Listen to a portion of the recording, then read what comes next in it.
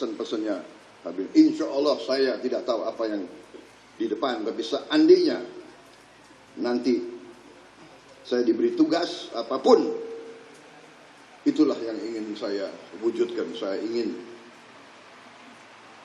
sisa hidup saya ingin wakafkan kepada bangsa, negara dan rakyat kita. Dan bila saya dipanggil oleh Yang Maha Kuasa, saya ingin menghadap dengan senyum, karena saya telah berbuat yang bisa saya buat.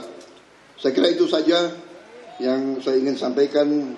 Terima kasih undangan ini, ya, dan terima kasih untuk semua acara di mana saya diajak bagian daripada haul ini. Intinya tadi saya mengajak saudara-saudara semuanya untuk menghadapi masa depan dengan optimis, dengan penuh percaya diri.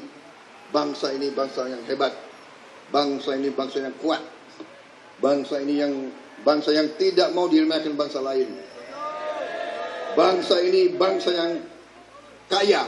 Sekarang tinggal kita, para pemimpin kita, mampu atau tidak mengelola kekayaan itu untuk nanti dinikmati oleh seluruh rakyat Indonesia. Saya kira demikian yang ingin saya sampaikan. Mohon maaf lahir batin, saya sudah dapat.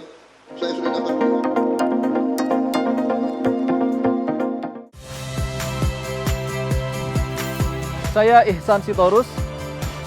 Saksikan program-program Kompas TV melalui siaran digital, pay TV, dan media streaming lainnya.